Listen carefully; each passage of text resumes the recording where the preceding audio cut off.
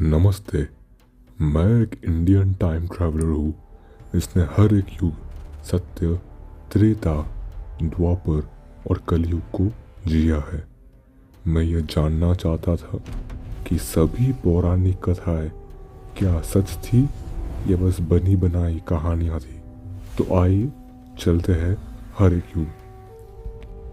मेरे time travel machine चालू होते ही मैंने ब्रह्मा, विष्णु और महेश को सृष्टि की रचना करते हुए देखा, और पहले मानव की सृष्टि भी मैंने स्वयं अपने आंखों से देखी।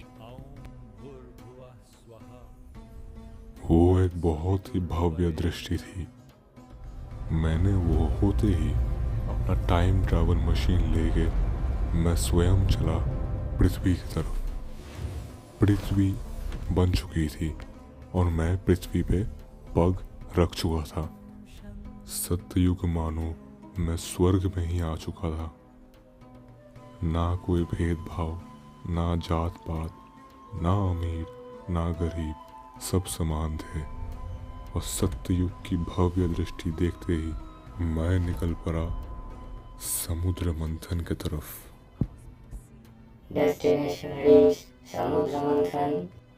देवता और असुर मंदार पर्वत में लिपटी हुई वासुकी को खींचकर अमृत को निकालने का प्रयास कर रहे थे। उसी समय नारायण कूर्मा अवतार लेके उस मंदार पर्वत को संभाल के रखे थे। लेकिन अमृत से पहले उत्पत्ति हुई हलाहल विष की। हम ये अपना मशीन से देख के डर चुके थे। लेकिन उसी समय महादेव आए और वे ये विष को अपने कंठ में धारण कर लिए, और तब से ये नीलकंठ के नाम से जाने जाते हैं। जब समुद्र मंथन से अमृत की उत्पत्ति हो चुकी थी, उसी समय मोहिनी नामक एक अप्सरा उस अमृत को देवों में देने लगी। यही देख के एक असुर स्वरभानु उस मौके का फायदा उठाकर उसने अमृत पी ली और वो अमर बन गया। मोहिनी ये सब देख के क्रोधित हो गई, और वे कोई नहीं बल्कि नारायण थी। नारायण अपना सुदर्शन चक्र इस्तेमाल कर स्वरभानु के दो भाग किए, जिसको हम आज कहते हैं राहु और केतु, तथा देवी लक्ष्मी भी नारायण के पास लौट जाती है और शांति अपने चरम पे होती है। मैं अपने टाइम ट्रैवल मशीन तक लौट जाता हूँ। Destination reached वराह अवतार। मैंने वराह अवतार की दर्शन करी, और उसी समय वराह अवतार पृथ्वी को अपने सूंड पर उठाकर अंधकार से बाहर ला दिए। उसी समय वराह अवतार और हिरण्याक्ष की युद्ध हुई, जिसमें वराह अवतार ने हिरण्याक्ष की अंत कर दी। मैंने आखिरी बार वराह अवतार की दर्शन की और निकल पड़ा। Destination नरसिंह अवतार।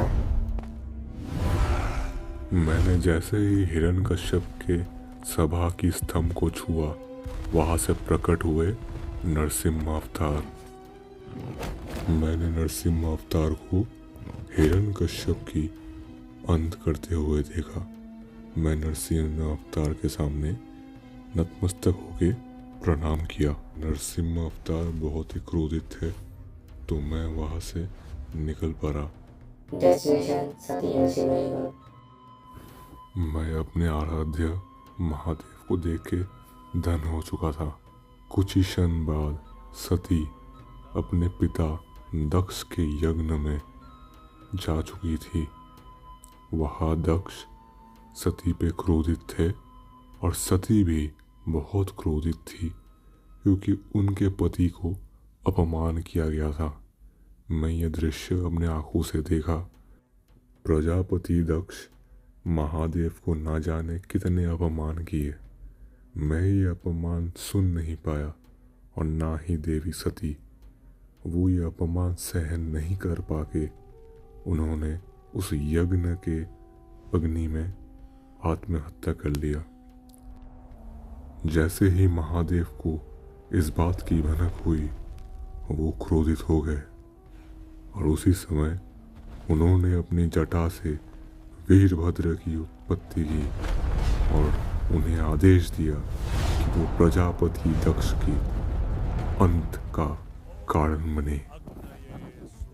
और वीरभद्र ने प्रजापति दक्ष के सर से धड़ अलग कर दिया। आसमान से अग्नि की वर्षा होने लगी थी। मैं स्वयं को बचाने के लिए वहां से भाग निकला। महादेव क्रोधित होकर सती को अपने बाहों में लेकर चलने लगे और इस सृष्टि की अंत होने वाली थी। लेकिन सृष्टि को बचाने के लिए नारायण प्रकट हुए और वे सुदर्शन चक्र से सती के 51 टुकड़े किए, जो कि आज हम शक्तिपीठ के नाम से जानते हैं। महादेव का क्रोध शांत हुआ। वो बहुत ही दुख में थे और हम सभी दुखी थे। उसी समय नारायण महादेव से माफी मांगे। मैं अपने टाइम ट्रैवल मशीन के मदद से हर एक शक्तिपीठ का दर्शन किया। देवी सर्वभूतेषु